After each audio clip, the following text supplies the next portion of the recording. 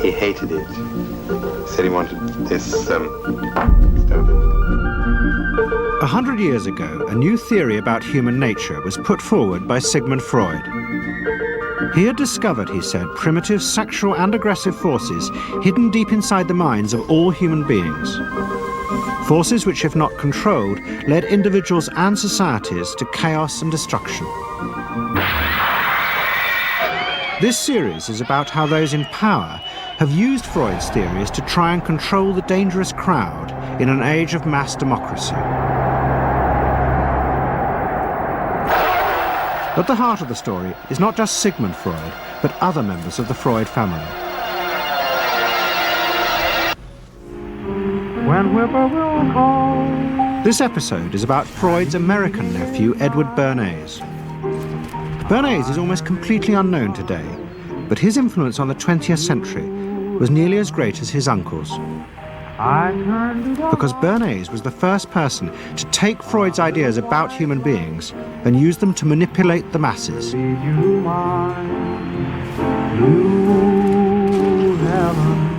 He showed American corporations for the first time how they could make people want things they didn't need by linking mass-produced goods to their unconscious desires. Out of this would come a new political idea of how to control the masses. By satisfying people's inner selfish desires, one made them happy and thus docile. It was the start of the all-consuming self, which has come to dominate our world today.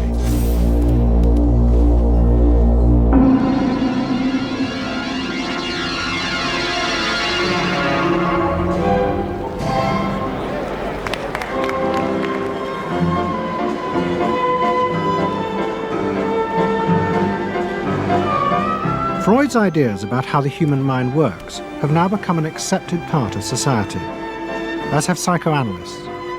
Every year, the Psychotherapist's Ball is held in a grand palace in Vienna. This is the psychotherapy ball. Psychotherapists come, some advanced patients come, or former patients come, and many other people, friends, but also people from the Viennese society who like to go to a nice, elegant, comfortable ball. But it was not always so. 100 years ago, Freud's ideas were hated by Viennese society. At that time, Vienna was the centre of a vast empire ruling Central Europe. And to the powerful nobility of the Habsburg court, Freud's ideas were not only embarrassing, but the very idea of examining and analysing one's inner feelings was a threat to their absolute control. You see, at that time, these people had the power. And of course, you just were not allowed to show your bloody feelings. I mean, you just couldn't. You know, I mean, you couldn't, if you were unhappy. Can you imagine, for instance, you sit somewhere in the country in a castle, you are deeply unhappy, you are a woman.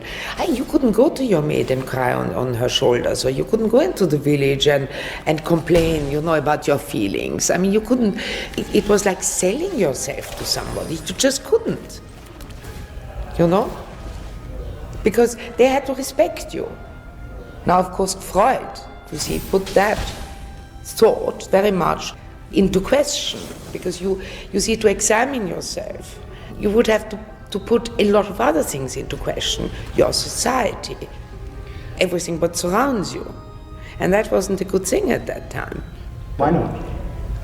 Because your self-created empire, to a certain extent, would have fallen into bits much earlier already. But what frightened the rulers of the empire even more was Freud's idea that hidden inside all human beings were dangerous instinctual drives. Freud had devised a method he called psychoanalysis. By analysing dreams and free association, he had unearthed, he said, powerful sexual and aggressive forces, which were the remnants of our animal past. Feelings we repressed because they were too dangerous.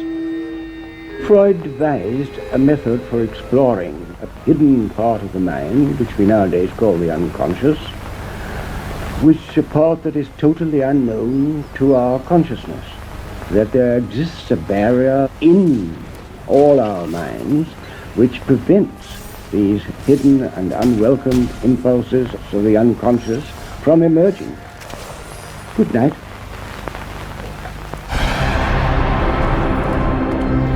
In 1914, the Austro-Hungarian Empire led Europe into war. As the horror mounted, Freud saw it as terrible evidence of the truth of his findings. The saddest thing, he wrote, is that this is exactly the way we should have expected people to behave from our knowledge of psychoanalysis. Governments had unleashed the primitive forces in human beings, and no one seemed to know how to stop them.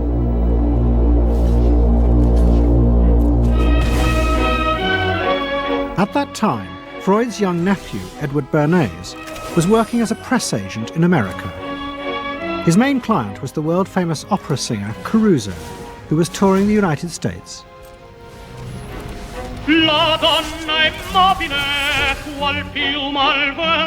Bernays' parents had emigrated to America 20 years before, but he kept in touch with his uncle and joined him for holidays in the Alps. But Bernays was now about to return to Europe for a very different reason. On the night that Caruso opened in Toledo, Ohio, America announced it was entering the war against Germany and Austria. As a part of the war effort, the US government set up a Committee on Public Information, and Bernays was employed to promote America's war aims in the press. The president, Woodrow Wilson, had announced that the United States would fight not to restore the old empires, but to bring democracy to all of Europe. And Bernays proved extremely skillful in promoting this idea, both at home and abroad. And at the end of the war, he was asked to accompany the president to the Paris Peace Conference. Then, to my surprise, they asked me to go over with Woodrow Wilson to the peace conference. And at the age of 26, I was in Paris for the entire time of the peace conference that was held in the suburb of Paris, and we worked to make the world safe for democracy. That was a big slogan. Wilson's reception in Paris astounded Bernays and the other American propagandists. Their propaganda had portrayed Wilson as a liberator of the people, a man who would create a new world in which the individual would be free. They had made him a hero of the masses. And as he watched the crowd surge around Wilson, Bernays began to wonder whether it would be possible to do the same type of mass persuasion, but in peacetime.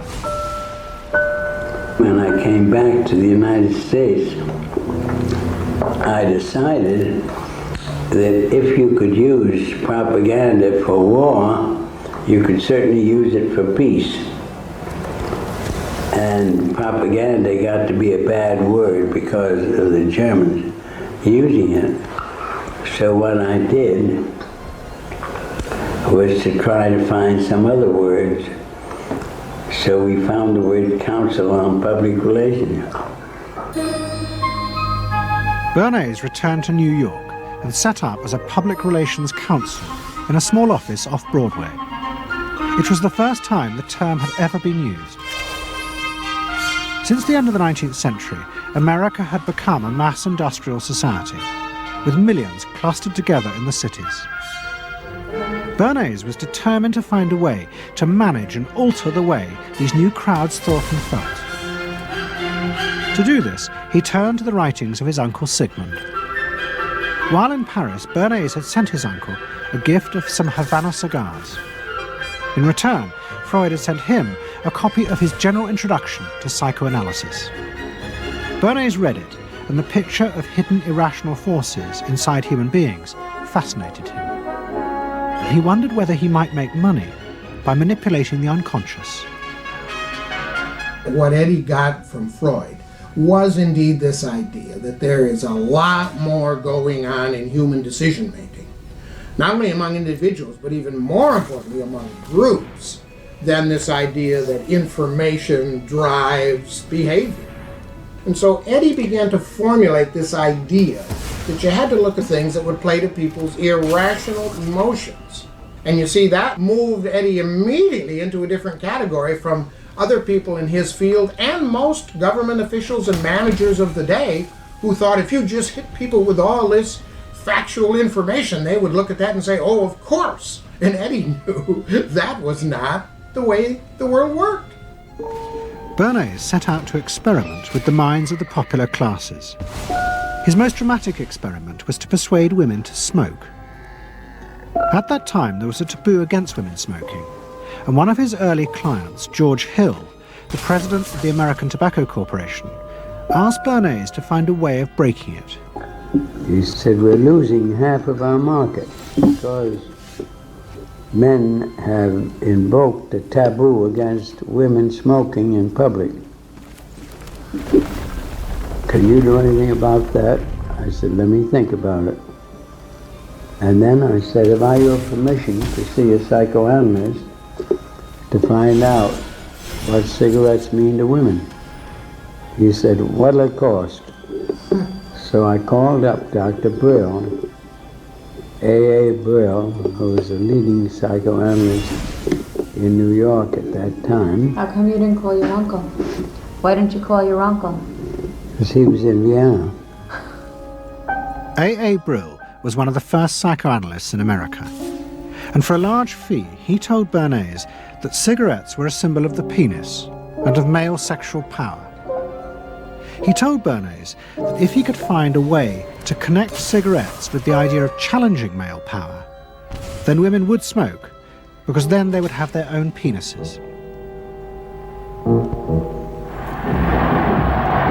Every year, New York held an Easter Day parade to which thousands came, and Bernays decided to stage an event there. He persuaded a group of rich debutantes to hide cigarettes under their clothes.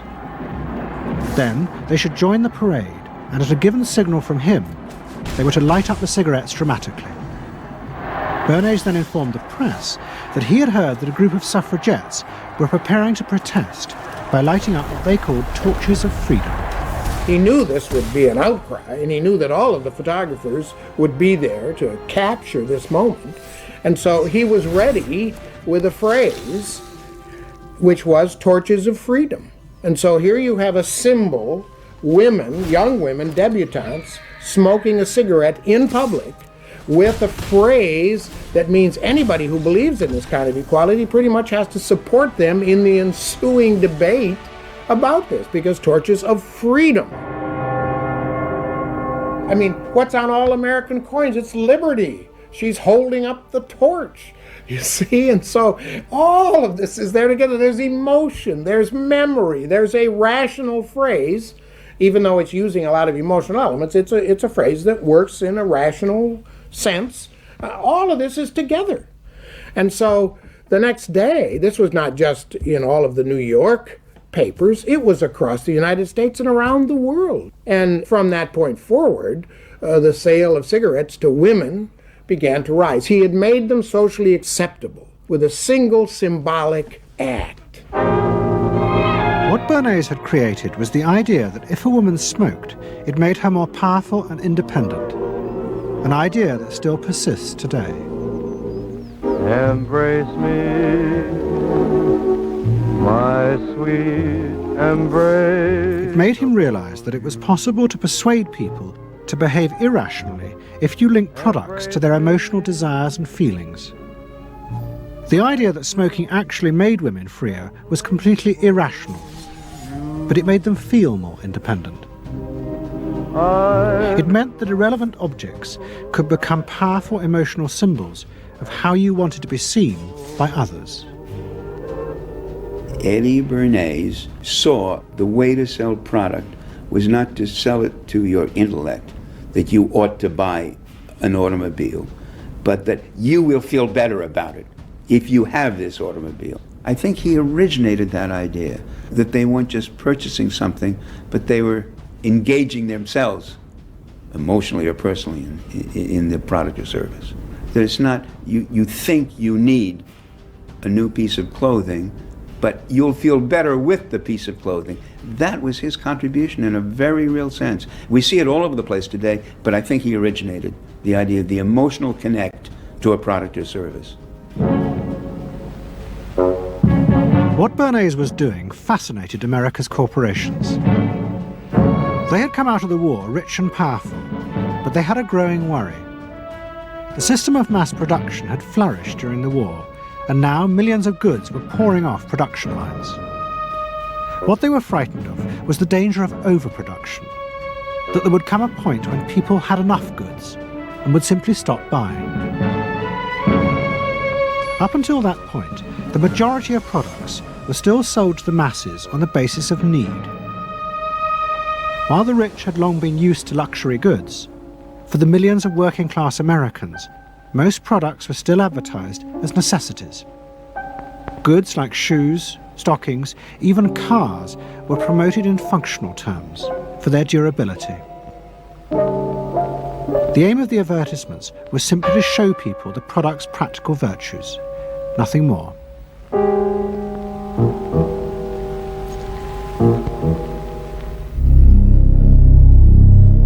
What the corporations realized they had to do was transform the way the majority of Americans thought about products. One leading Wall Street banker, Paul Mazur of Lehman Brothers, was clear about what was necessary. We must shift America, he wrote, from a needs to a desires culture. People must be trained to desire, to want new things even before the old have been entirely consumed. We must shape a new mentality in America. Man's desires must overshadow his needs. Prior to that time, there was no American consumer. There was the American worker, and there was the American owner, and they manufactured and they saved and they ate what they had to, and the people shopped for what they needed. And while the very rich may have bought things they didn't need, most people did not. And Mazur envisioned a break with that, where you would have things that you didn't actually need, but you wanted, as opposed to needed. And the man who would be at the center of changing that mentality for the corporations was Edward Bernays. Bernays really is the guy within the United States, more than anybody else, who sort of brings to the table psychological theory as something that is an essential part of how, from the corporate side, of how we are going to appeal to the masses effectively. And the whole sort of merchandising establishment and sales establishment is ready for Sigmund Freud. I mean, they are ready for understanding what motivates the human mind. And so that there's this real openness to Bernays' techniques being used to sell products to the masses. Beginning in the early 20s, the New York banks funded the creation of chains of department stores across America. They were to be the outlets for the mass-produced goods, and Bernays' job was to produce the new type of customer. Bernays began to create many of the techniques of mass consumer persuasion that we now live with. He was employed by William Randolph Hearst to promote his new women's magazines, and Bernays glamorized them by placing articles and advertisements that linked products made by others of his clients to famous film stars like Clara Bow, who was also his client.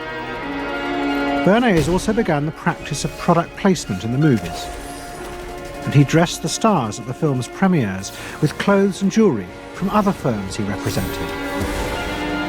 He was, he claimed, the first person to tell car companies they could sell cars as symbols of male sexuality. He employed psychologists to issue reports that said products were good for you, and then pretended they were independent studies. He organised fashion shows in the department stores and paid celebrities to repeat the new and essential message: you bought things not just for need, but to express your inner sense of yourself to others. There's a psychology of dress. Have you ever thought about it? How it can express your character? You all have interesting characters, but some of them are all hidden. I wonder why you all want to dress always the same, with the same hats and the same coats. I'm sure all of you are interesting and have wonderful things about you, but looking at you in the street, you all look so much the same. And that's why I'm talking to you about the psychology of dress. Try and express yourselves better in your dress. Bring out certain things that you think are hidden. I wonder if you've thought of this angle of your personality. I'd like to ask you some questions. Why do you like short skirts? Oh, because there's more to see. More to see, eh? What good does that do you? What's in my hands? It makes you more attractive. No? In 1927, an American journalist wrote, "A change has come over our democracy. It is called consumptionism. The American citizen's first importance to his country is now no longer that of citizen, but that of consumer." The growing wave of consumerism helped in turn to create a stock market boom. And yet again, Edward Bernays became involved, promoting the novel idea that ordinary people should buy shares, borrowing money from banks he also represented. And yet again, millions followed his advice. He was uniquely knowledgeable about how people in large numbers are going to react to products and ideas. So, but in political terms, if he were to go out, so I can't imagine that he could get 3 people to stand and listen. Wasn't particularly articulate, was a kind of funny looking, and didn't have any sense of reaching out for people one-on-one. None at all. He didn't think about people in groups of 1, thought about people in groups of 1,000. So I would have nothing to do with it. Hello? Bernays soon became famous as the man who understood the mind of the crowd. And in 1924, the president contacted him. President Coolidge was a quiet, taciturn man and had become a national joke. The press portrayed him as a dull, humorless figure. Bernays' solution was to do exactly the same as he had done with products. He persuaded 34 famous film stars to visit the White House. And for the first time, politics became involved with public relations. And I lined up these 34 people, and I'd say, "What's your name?" He'd say, "Al Jolson." I'd say, "Mr. President, Al Jolson." Next day, every newspaper in the United States had a front page story. President Coolidge entertains actors at White House. And the Times had a headline which said, "President nearly laughed." And everybody was happy. But while Bernays became rich and powerful in America, in Vienna his uncle was facing disaster. Like much of Europe, Vienna was suffering an economic crisis and massive inflation, which wiped out all of Freud's savings. Facing bankruptcy, he wrote to his nephew for help. Bernays responded by arranging for Freud's works to be published for the first time in America, and began to send his uncle precious dollars, which Freud kept secretly in a foreign bank account. He was Freud's agent, if you will, to get his books published. Well, of course, once the books were being published, Eddie couldn't help himself but to promote these books, see that everybody read them, make them controversial, emphasize the fact that, do you know what Freud says about sex and what he says cigarettes are a symbol of, and so on and so forth? How do you suppose all those stories got out? Certainly the academics weren't spreading these around the country. Eddie Bernays was. Then, when Freud became accepted, well then, of course, to go to a client and say, "Well, Uncle Siggy," see, then that had some cachet. But notice there, first Eddie created Uncle Siggy in the U.S., made him acceptable, secondly, and thirdly, then capitalized on Uncle Siggy. Typical Bernays performance. Bernays also suggested that Freud promote himself in the United States. He proposed his uncle write an article for Cosmopolitan, a magazine that Bernays represented, entitled "A Woman's Mental Place in the Home." Freud was furious. Such an idea, he said, was unthinkable. It was vulgar, and anyway, he hated America. Freud was now becoming increasingly pessimistic about human beings. In the mid-20s, he retreated in the summers to the Alps, sometimes staying in an old hotel, the Pension Moritz in Berchtesgaden. It is now a ruin. Freud began to write about group behavior, about how easily the unconscious aggressive forces in human beings could be triggered when they were in crowds. Freud believed he had underestimated the aggressive instincts in human beings. They were far more dangerous than he had originally thought. After World War I, Freud was basically a pessimist. He felt that man is an impossible creature, a very, very sadistic and bad species, and did not believe that man can be improved. Man is a ferocious animal, the most ferocious animal that exists. They enjoy torturing and killing, and he didn't like man. The publication of Freud's works in America had an extraordinary effect on journalists and intellectuals in the 1920s. What fascinated and frightened them was the picture Freud painted of submerged, dangerous forces lurking just under the surface of modern society. Forces that could erupt easily to produce the frenzied mob which had the power to destroy even governments. It was this they believed had happened in Russia. To many, this meant that one of the guiding principles of mass democracy was wrong. The belief that human beings could be trusted to make decisions on a rational basis. The leading political writer, Walter Lippmann, argued that if human beings were in reality driven by unconscious, irrational forces, then it was necessary to rethink democracy.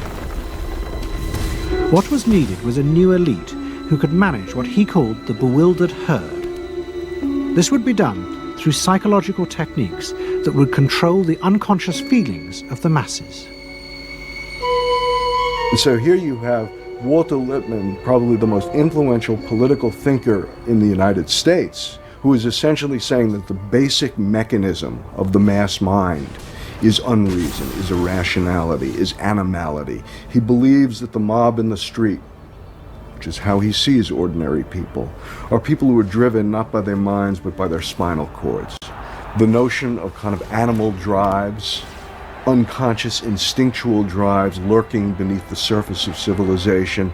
And so they started looking towards psychological science as a way of understanding the mechanisms by which the popular mind works, specifically with the goal of figuring out how to understand how to apply those mechanisms to strategies for social control. Edward Bernays was fascinated by Lippmann's arguments and also saw a way to promote himself by using them. In the 1920s, he began to write a series of books which argued that he had developed the very techniques Lippmann was calling for.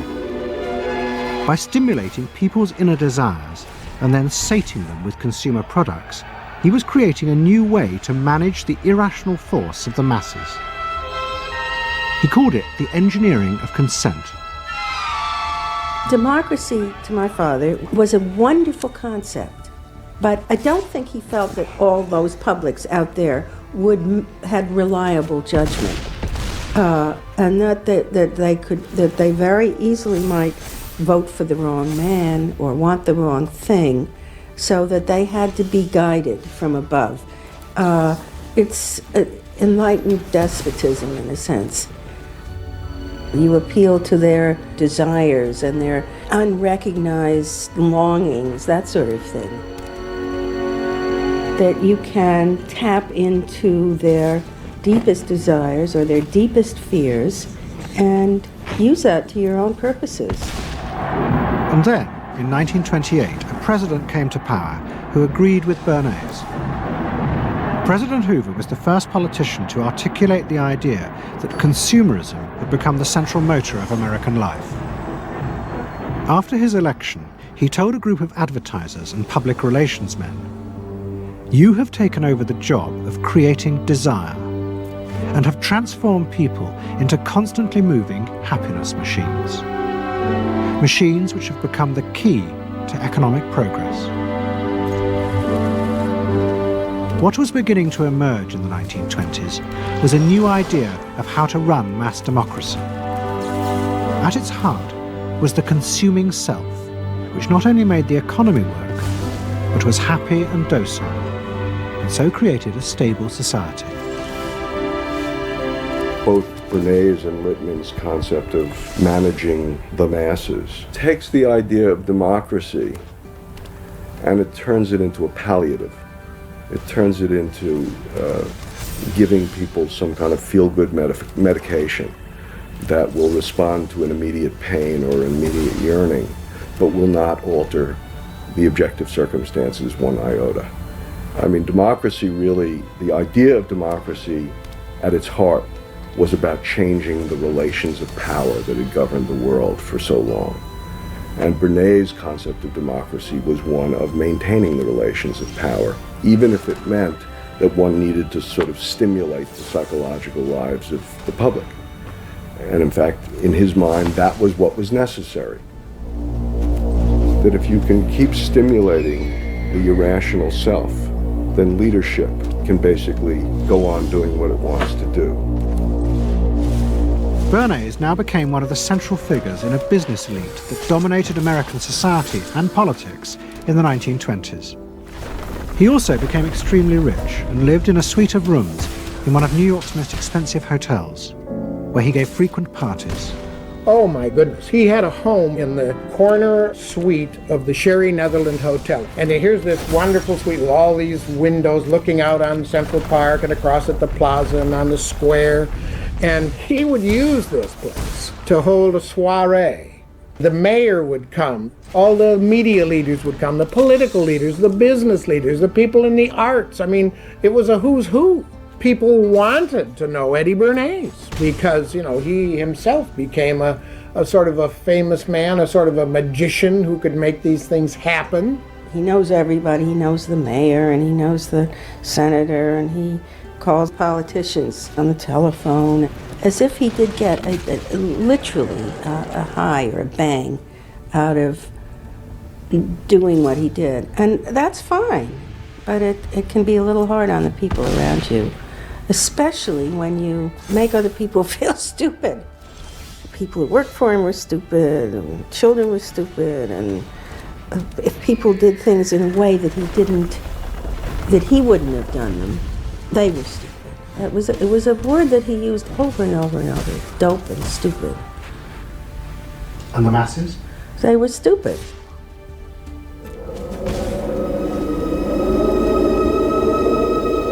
But Bernays' power was about to be destroyed dramatically, and by a type of human irrationality he could do nothing to control. At the end of October 1929, Bernays organised a huge national event to celebrate the 50th anniversary of the invention of the light bulb. President Hoover, the leaders of major corporations, and bankers like John D. Rockefeller were all summoned by Bernays to celebrate the power of American business. But even as they gathered, news came through that shares on the New York Stock Exchange were beginning to fall catastrophically.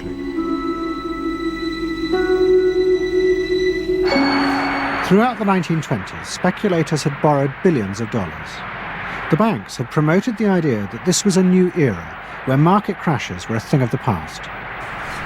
But they were wrong. What was about to happen was the biggest stock market crash in history. Investors had panicked and begun to sell in a blind, relentless fury that no reassurance by bankers or politicians could halt. And on the 29th of October 1929, the market collapsed.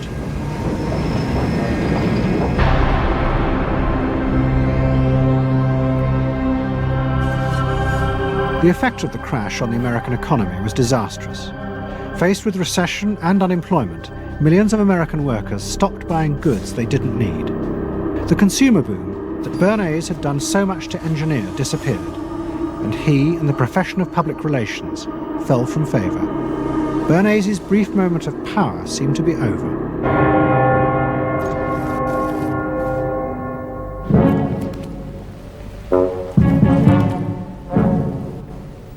The effect of the Wall Street crash on Europe was also catastrophic.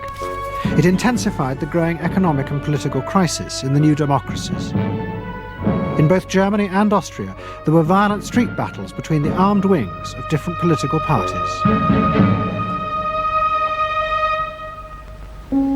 Against this backdrop, Freud, who was suffering from cancer of the jaw, retreated yet again to the Alps. He wrote a book called Civilization and Its Discontents. It was a powerful attack on the idea that civilization was an expression of human progress. Instead, Freud argued, civilization had actually been constructed to control the dangerous animal forces inside human beings. What was implicit in Freud's argument was that the ideal of individual freedom, which was at the heart of democracy, was impossible. Human beings could never be allowed to truly express themselves because it was too dangerous. They must always be controlled and would thus always be discontent.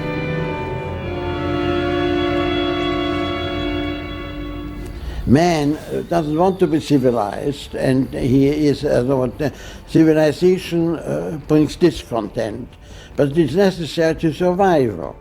Otherwise he couldn't survive. So he must be discontent, because this would be the only way to keep him within limits. But what did Freud think about the idea of the equality of man? He didn't believe in it. We had 32 parties, and Hitler said, before those parties don't vanish, there is no Germany. That's true. You can't have 32 parties, and so they felt this one person will put an end to this comedy. Freud was not alone in his pessimism. Politicians like Adolf Hitler emerged from a growing despair in the 1920s about democracy. The Nazis were convinced that democracy was dangerous because it unleashed a selfish individualism, but didn't have the means to control it. Hitler's party, the National Socialists, stood in elections, promising in their propaganda that they would abandon democracy because of the chaos and unemployment it led to. Die Parteien versprachen den Himmel auf Erden.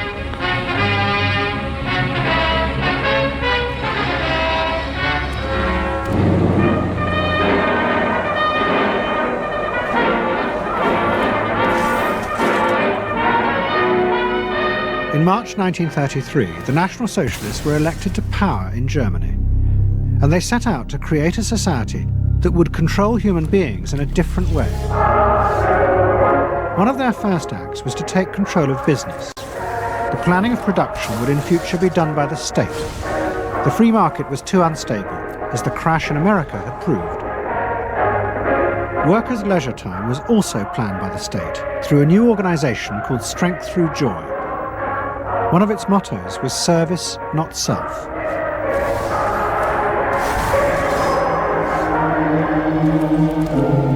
But the Nazis did not see this as a return to an old form of autocratic control.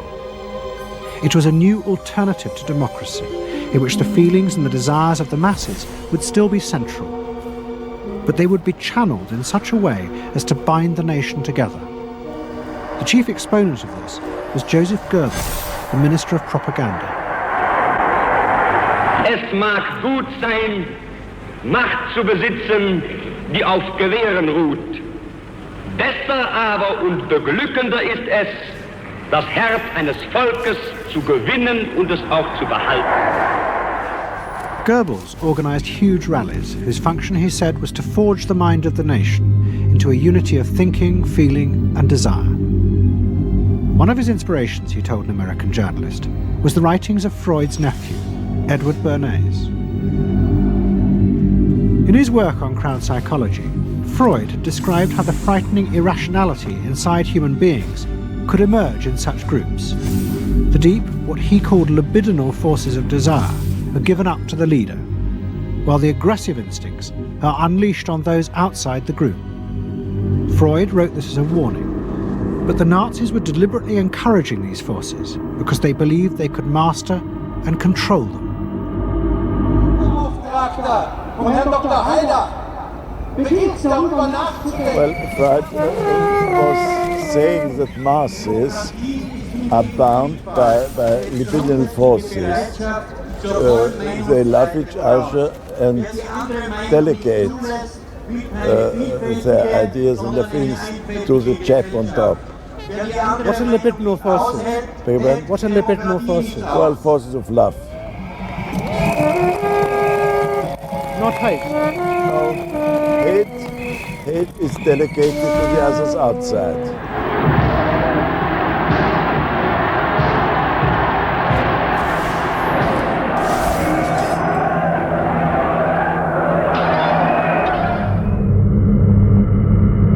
It's the mob.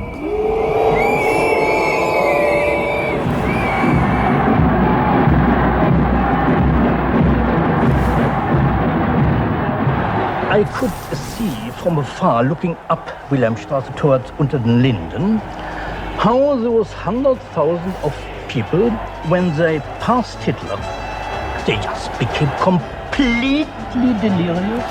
They began to shout these cries I will never get out of my ears. Heil, Sieg, Heil. They demented.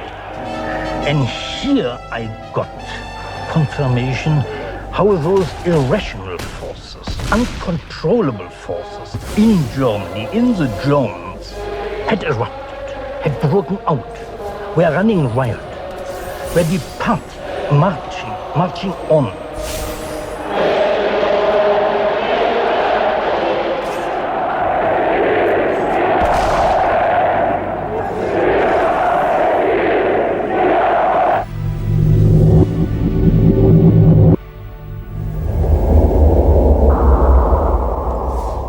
And in America too, democracy was under threat from the force of the angry mob. The effect of the stock market crash had been disastrous. There was growing violence as an angry population took out their frustration on the corporations who were seen to have caused this disaster. Then, in 1932, a new president was elected who was also going to use the power of the state to control the free market. But his aim was not to destroy democracy, but to strengthen it. And to do this, he was going to develop a new way of dealing with the masses.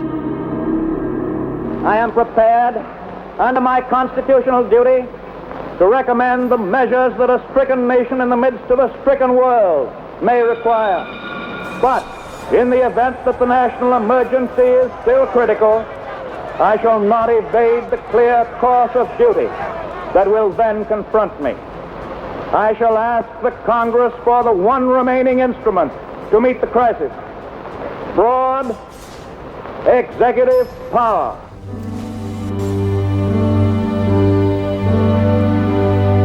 It was the start of what would become known as the New Deal. Roosevelt assembled a group of young technocrats and planners in Washington.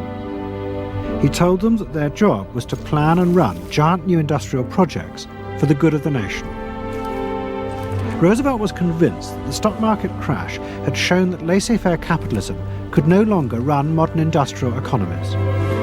It had become the job of government.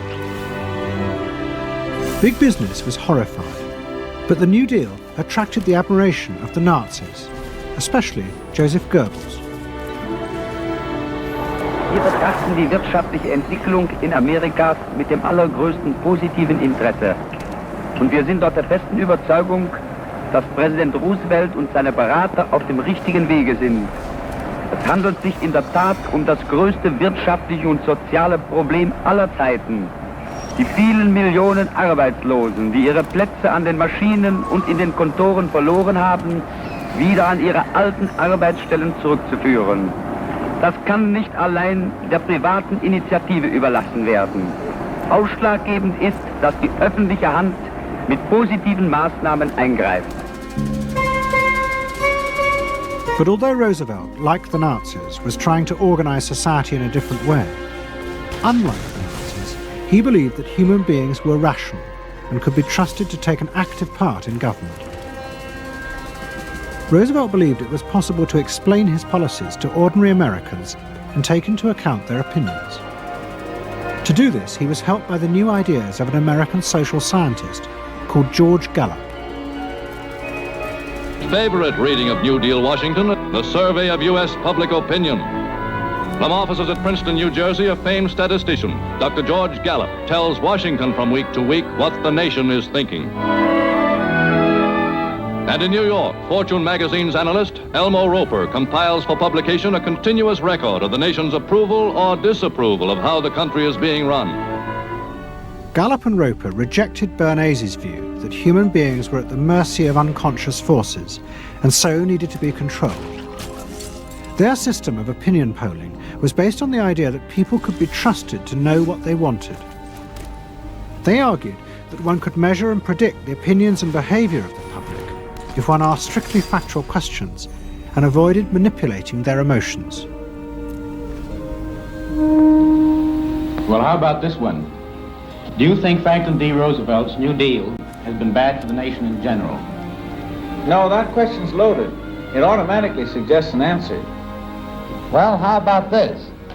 Is your present feeling toward President Roosevelt one of general approval or general disapproval? That's better. Prior to scientific polling, the view of many people was that you couldn't trust public opinion. It was irrational, that it was ill-informed, chaotic, unruly, and so forth. And so that opinion should be dismissed. But with scientific polling, I think it established very clearly that people are rational, that they do make good decisions, and this offers democracy a chance to be truly informed by the public, giving everybody a voice in the way the country is run. I know my father wouldn't necessarily say the voice of the public is the voice of God, but he did feel very much that the voice of the people is a rational voice and should be heard. What Roosevelt was doing was forging a new connection between the masses and politicians. No longer were they irrational consumers who were managed by sating their desires. Instead, they were sensible citizens who could take part in the governing of the country. In 1936, Roosevelt stood for re-election. He promised further control over big business. To the corporations, it was the beginning of a dictatorship.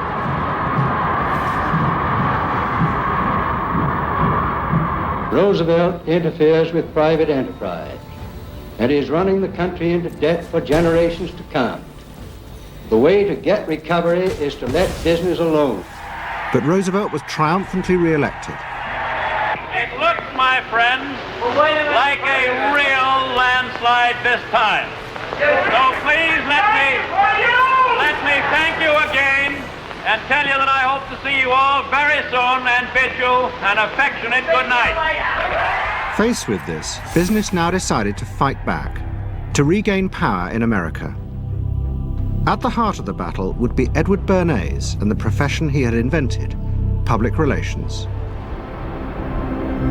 Following that election, business people start to get together and start to carry on discussions, primarily in private, and they start talking to each other about the need to sort of carry on ideological warfare against the New Deal and to sort of reassert the sort of connectedness between the idea of democracy on the one hand and the idea of privately owned business on the other. And so, under the umbrella of an organization which still exists, which is called the National Association of Manufacturers, and whose membership included all of the major corporations of the United States, a campaign is launched explicitly designed to create emotional attachments between the public and big business. It's Bernays' techniques being used on a grand scale. I mean, totally.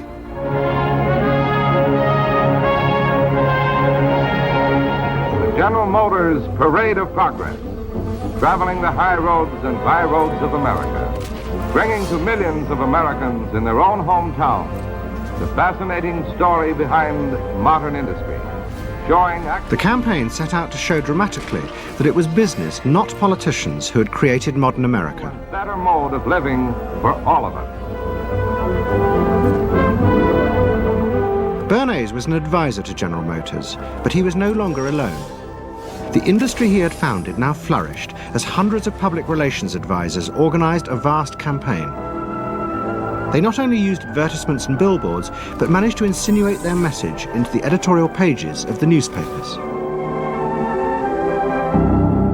It became a bitter fight. In response to the campaign, the government made films that warned of the unscrupulous manipulation of the press by big business. And the central villain was the new figure of the public relations man.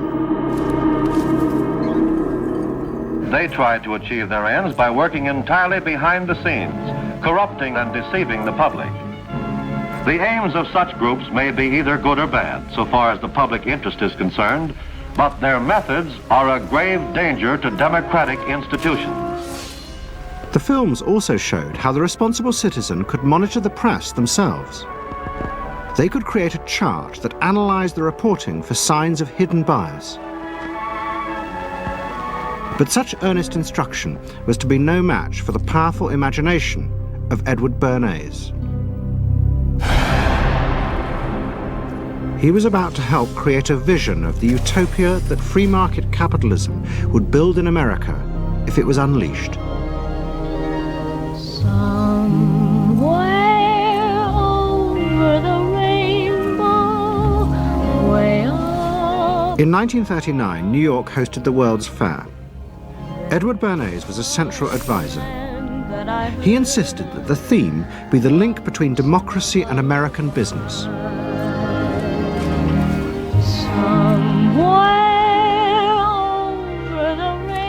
At the heart of the fair was a giant white dome that Bernays named Democracity.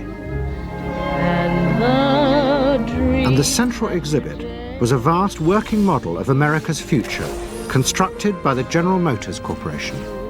To my father, the World's Fair was an opportunity to keep the status quo, that is, capitalism, in a democracy and capitalism, that marriage, right, linking, just like that.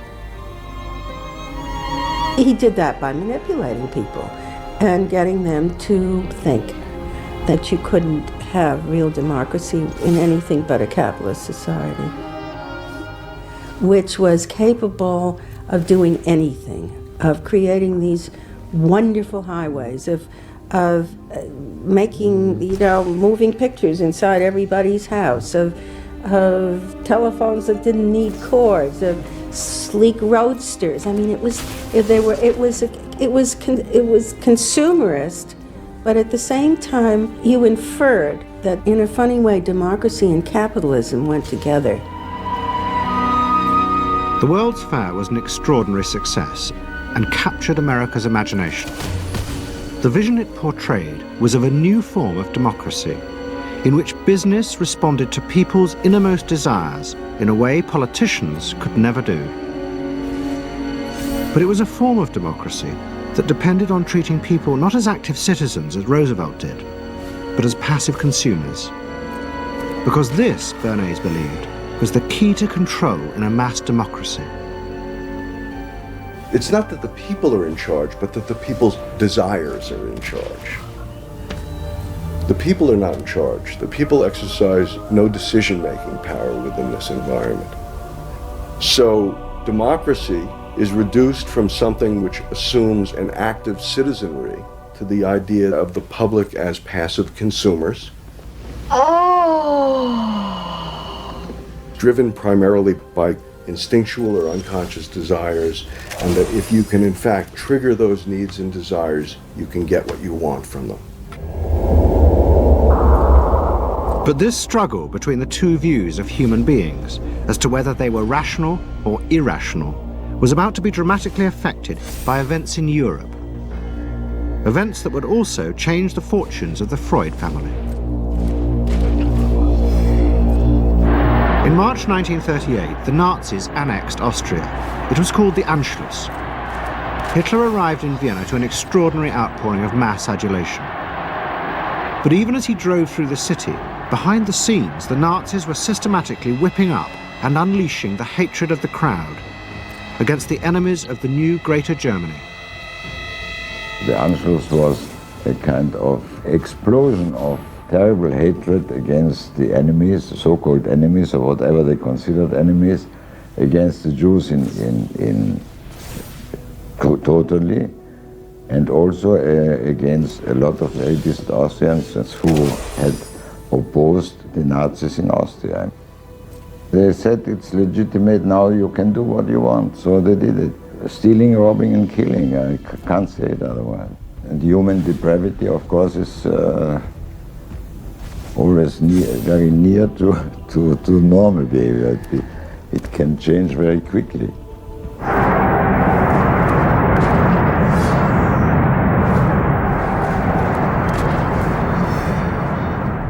As the violence and assassinations raged in Vienna, Freud decided he had to leave. His aim was to go to Britain, but he knew that Britain, like many countries, was refusing entry to most Jewish refugees. But help came from the leading psychoanalyst in Britain, Ernest Jones. He was in the same ice skating club as the Home Secretary, Sir Samuel Hoare, and Jones persuaded Hoare to issue Freud a British work permit. And in May 1938, Freud, his daughter Anna, and other members of his family set off for London.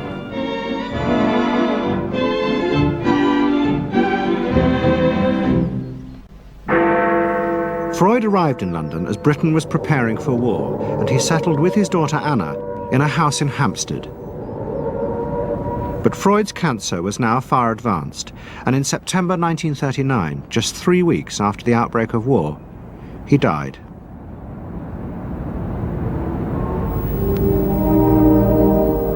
The Second World War would utterly transform the way governments saw democracy and the people they governed.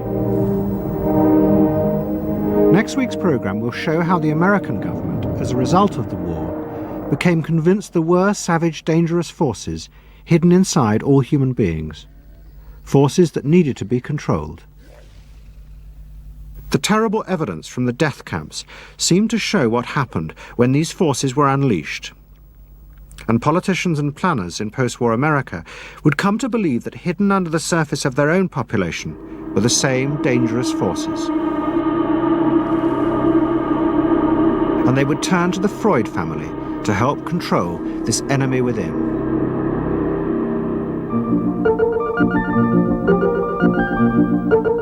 And ever adaptable, Edward Bernays would work not just for the American government, but the CIA. And Sigmund Freud's daughter Anna would also become powerful in the United States, because she believed that people could be taught to control the irrational forces within them. Out of this would come vast government programs to manage the inner psychological life of the masses.